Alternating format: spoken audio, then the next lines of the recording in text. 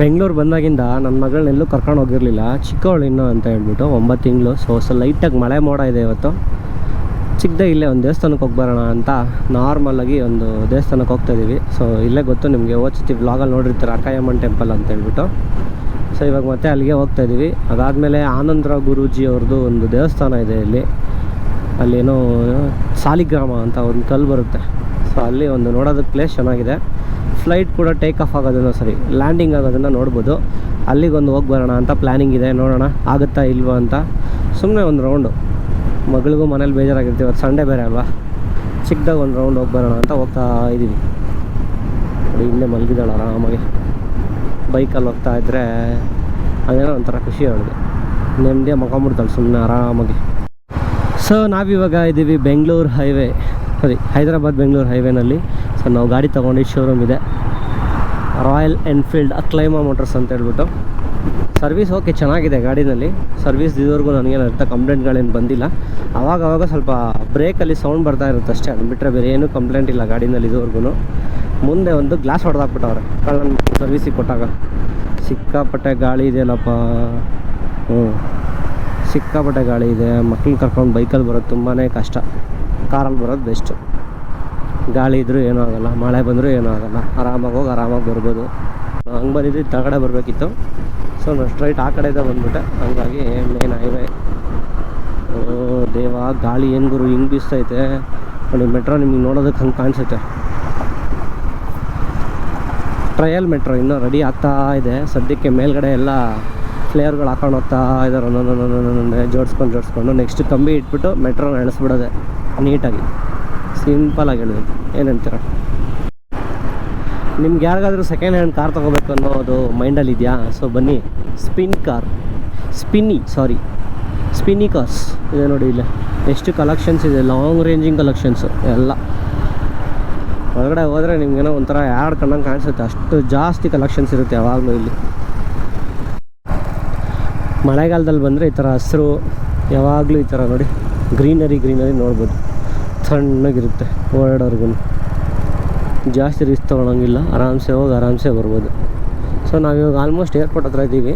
ಆ ಕಡೆ ಕಾಣಿಸ್ತಿರೋದೇ ನಿಮಗೆ ಬೆಟ್ಟ, ಆ ಕಡೆ ಕಾಣಿಸ್ತೈತೆ, ಇದ್ರಲ್ಲಿ ಕಾಣಿಸ್ತಿಲ್ಲ ಕ್ಯಾಮ್ರಾದಲ್ಲಿ. ಮುಂದೆ ತೋರಿಸ್ತೀನಿ ಬನ್ನಿ. ಹೋಗ್ತಾ ಮಧ್ಯಾಹ್ನದ ಬಂದಿರೋದಕ್ಕೆ ನಮ್ಗೆ ನೀಟಾಗಿ ಏನು ಅಷ್ಟೇನು ಅನಿಸ್ತಾ ಇಲ್ಲ ಆ್ಯಕ್ಚುಲಿ ಹೇಳ್ಬೇಕಂತಂದರೆ. ನೀವು ಸಾಯಂಕಾಲ, ಸಂಜೆ ಅಲ್ಲ, ಬೆಳಗಿನ ಟೈಮ್, ಅರ್ಲಿ ಮಾರ್ನಿಂಗ್ ಒಂದು 6 ಗಂಟೆ ಅಷ್ಟೊತ್ತಿಗೆ ಆ ಟೈಮಲ್ಲಿ ಏನಾದರೂ ಇಲ್ಲಿಗೆ ಬಂತು ಅಂತಂದರೆ ಇದೇನು ಕಾಣಿಸೋದೇ ಇಲ್ಲ ನಿಮ್ಗೆ, ಅಷ್ಟು ಮಂಜಿರುತ್ತೆ ಇಲ್ಲಿ. ಆ್ಯಂಡ್ ಮೋರ್ ಓವರ್ ಪಕ್ಕದಲ್ಲಿ ಕೆರೆ ಇದೆ, ಟೈಮ್ ಪಾಸ್ ಮಾಡ್ಕೊತ ಕುತ್ಕೋಬೋದು ಸ್ವಲ್ಪ ಹೊತ್ತು, ಅಂದರೆ ಬೇಜಾರು ಕಳೆಯೋದಕ್ಕೆ. ಬೇರೆ ಏನು ಕಲ್ಲಪ್ಪ ತಿಳ್ಕೊಬಿಡಿರಿ. ಏನು ಗುರು ಗಾಳಿ ಇದು, ಗಾಡಿನೇ ಹಿಂದಕ್ಕೆ ಎಳಿತಾ ಇದೆ. ಯಪ್ಪ.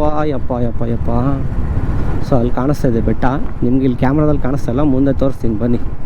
ಹೋಗ್ತಾ ಗೊತ್ತಾಗುತ್ತೆ ನಿಮಗೇನೆ. ಅಂದ್ಕೊಳ್ಳೋದೊಂದು ಆಗೋದೊಂದು. ನಾವು ಆ್ಯಕ್ಚುಲಿ ಆ ಕಡೆನೇ ಬರ್ಬೋದಿತ್ತು, ಇನ್ನೂ ಹತ್ರ ಆಗಿರೋದು. ನಾನು ಏನೋ ದೊಡ್ಡದಾಗಿ ನನಗೆ ರೂಟ್ ಮ್ಯಾಪ್ ಗೊತ್ತು ಅನ್ನೋ ಥರ ಬಂದೆ, ಎಡವಟ್ ಮಾಡ್ಕೊಂಡು ಕೂತ್ಕೊಂಡೆ. ಅಂದರೆ ಮುಂದೆ ಹೋಗಿ ಹಿಂದೆ ಬಂದಂಗಿದೆ ಒಂಥರ ಇವತ್ತು. ಸೊ ನಾವು ಹೋದ್ಸತಿ ಬಂದಾಗ ಇಲ್ಲೆಲ್ಲ ಕಿತ್ತಾಕ್ಬಿಟ್ಟಿದ್ರು. ಇಲ್ಲಿ ಕೆರೆ ಇದೆ, ಕೆರೆ ಬತ್ತಿ ಹೋಗಿದೆ ಸದ್ಯಕ್ಕೆ ಇವಾಗ. ಸೊ ಅಲ್ಲಿ ಕಾಣಿಸ್ತಿದೆಯಲ್ಲ, ಅದೇ ಅಕ್ಕಯ್ಯಮ್ಮನ ಬೆಟ್ಟ ನಿಮಗೆ. ಸೊ ಇಲ್ಲಿಂದ ಫ್ಲೈಟ್ ಟೇಕ್ ಆಫ್ ಆಗೋದು ಮತ್ತು ಲ್ಯಾಂಡಿಂಗ್ ಆಗೋದು ಎರಡೂ ಕಾಣಿಸುತ್ತೆ. ಕೂತು ನಿಂತು ಆರಾಮ ಸಮಾಧಾನ ನೋಡ್ಕೊಂಡು ಹೋಗೋರಿಗೆ ಚೆನ್ನಾಗಿದೆ ಪ್ಲೇಸ್. ಇಲ್ಲಿ ಕಾಣಿಸ್ತಿದೆಯಲ್ಲ, ಇದೇ ಬೆಟ್ಟ. ಸೊ ನಾವು ಫುಲ್ ಬೆಟ್ಟದ ಮೇಲೇ ಗಾಡಿ ತೊಗೊಂಡು ಹೋಗ್ಬೋದು. ಹೋಗೋಣ ಬನ್ನಿ ಅಲ್ಲಿವರೆಗೂ. ಸೊ ನೋಡಿ ಇದೇ ಬೆಟ್ಟ, ಹತ್ತುತ್ತಾ ಇದ್ದೀವಿ ಇವಾಗ. ಇನ್ನೂ ಸ್ವಲ್ಪ ದೂರ ಹೋದರೆ ನಮಗೆ ಗಾಡಿ ಪಾರ್ಕಿಂಗ್ ಜಾಗ ಸಿಗುತ್ತೆ. ಗಾಡಿ ಪಾರ್ಕ್ ಮಾಡಿಬಿಟ್ಟು ಹೋಗ್ತಾ ಇರೋದಷ್ಟೇ ಮೇಲಕ್ಕೆ. ಆ ಥರ ಏನಿಲ್ಲ ಆ್ಯಕ್ಚುಲಿ. ಇನ್ನೊಂದು ಪ್ಲೇಸ್ ಇದೆ, ಅಂದರೆ ಫುಲ್ ಗಾಡಿ ಮೇಲ್ಗಡೆಗೆ ತೊಗೊಂಡೋಗ್ಬೋದು. ಕಾರ್ಗಳು ಕೂಡ ಮೇಲ್ಗಡೆಗೆ ಫುಲ್ ತೊಗೊಂಡೋಗ್ತಾರೆ, ನಾವು ಆರಾಮಾಗಿ ತೊಗೊಂಡೋಗ್ತೀವಿ. ನೋಡಿ ನಾವು 3 ಇದ್ದೀವಿ, ಗಾಡಿ 4th ಗೇರಲ್ಲಿ ಈಸಿಯಾಗಿ ಹತ್ತುತ್ತೈತೆ, ಟೆನ್ಷನ್ ಇಲ್ಲ.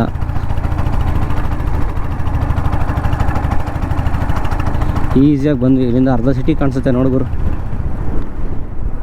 ನಿಮ್ಗೇನು ಅರ್ಧ ಸಿಟಿ ಕಾಣಿಸುತ್ತೆ ಇಲ್ಲಿಂದ.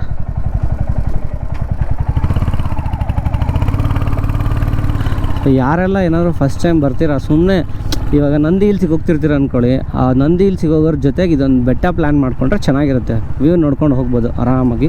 ಮೊದಲೆಲ್ಲ ಇಲ್ಲಿ ತನಕ ಗಾಡಿ ಬರೋಕ್ಕೆ ಆಗ್ತಿರ್ಲಿಲ್ಲ, ಅಲ್ಲೇ ಸ್ಟಾಪ್ ಮಾಡ್ಬಿಟ್ಟು ಬರಬೇಕಿತ್ತು. ಬಟ್ ಇವಾಗ ಆ ಥರ ಇಲ್ಲ ನೋಡಿ.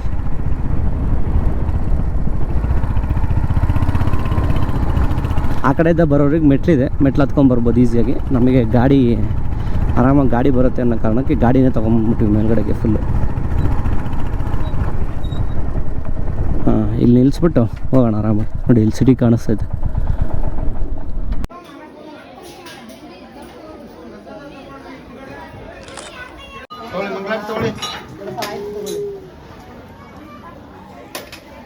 ಸೊ ನೋಡಿ, ದೇವಸ್ಥಾನದಲ್ಲಿ ದರ್ಶನ ಅಂತ ಆಯಿತು, ಮುಗಿಸ್ಕೊಂಡು ಇವಾಗ ಮತ್ತೆ ರಿಟರ್ನ್ ವಾಪಸ್.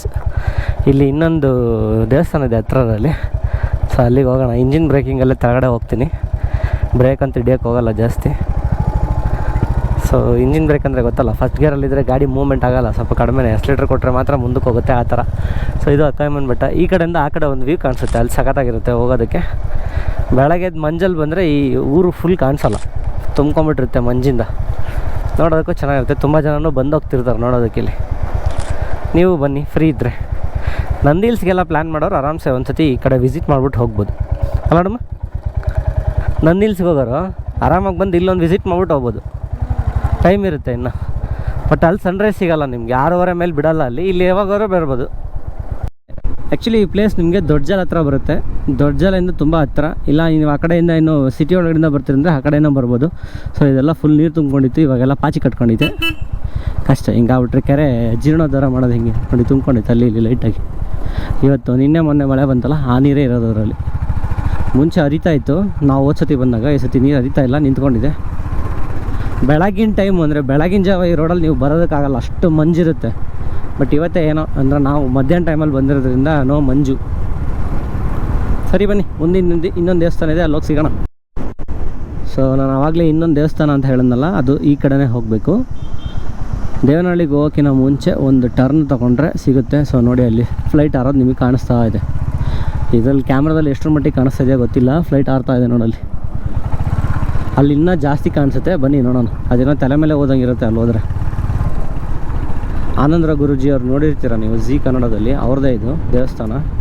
ಅಲ್ಲಿಗೆ ಹೋಗೋಣ, ಹೋಗಿ ನೋಡೋಣ. ಸೊ ನೋಡಿ, ಎಲ್ಲ ಬಿಸ್ನೆಸ್ ಥೀಮ್ ಪಾರ್ಕ್ಸ್ಗಳು ಹೆಂಗಿದೆ ಇಲ್ಲೆಲ್ಲ. ಪ್ರೆಸ್ಟೀಜ್ ಟೆಕ್ ಕ್ಲೌಡ್, ಎಲ್ಲ ಟೆಕ್ನಾಲಜಿ ಮಹಿಮೆ, ದುಡ್ಡು ದುಡ್ಡು ದುಡ್ಡು. ಏನು ಗುರು ಮನೆಗಳು ಕಟ್ಟಿರೋದು ಇವರು, ಕಾಲು ಎಕರೆನಲ್ಲೂ ಒಂದು ಮನೆ ಕಟ್ಟವ್ರೆ. ಲ್ಯಾಟ್ರಿ ಇನ್ಕಮ್ ಟ್ಯಾಕ್ಸ್. 4 ಎಕರೆ ಜಾಗದಲ್ಲಿ ಒಂದು ಮನೆ ಇದೆ, ಯಾವುದೋ ಶಾಸಕರ ಮನೆಯೇ ಇರಬೇಕಿದ್ದಿದ್ರೆ. ಹೆವಿಯಾಗಿ ಕಾಣಿಸ್ತಾ ಇದೆಯಲ್ಲ ಮನೆ ಮಾತ್ರ, ಸೂಪರ್. ನೋಡು, 4 ಎಕರೆ ಜಾಗದಲ್ಲಿ ಒಂದು ಮನೆ ಐತೆ. ಬ್ರಹ್ಮಶ್ರೀ ಆನಂದ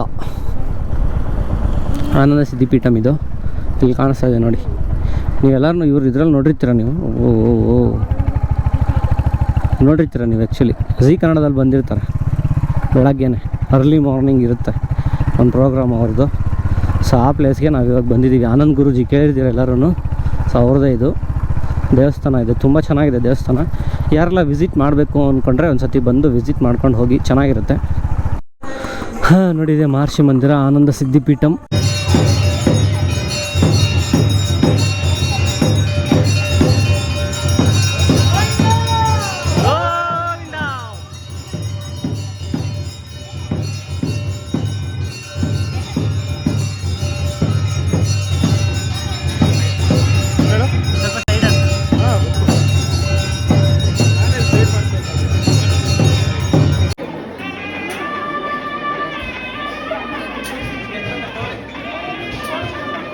ಒಂದೇ ಒಂದು ನಿಮಿಷ ಈ ಲೈನಲ್ಲಿ ನಿಂತಿರೋದು ಸ್ವಲ್ಪ ಸಹಕರಿಸಿ. ನಿಮಗೋಸ್ಕರ ಪ್ರಸಾದ ತರಿಸ್ತಾ ಇದ್ದೀನಿ, ಅದಕ್ಕೋಸ್ಕರ ಅಷ್ಟೇ.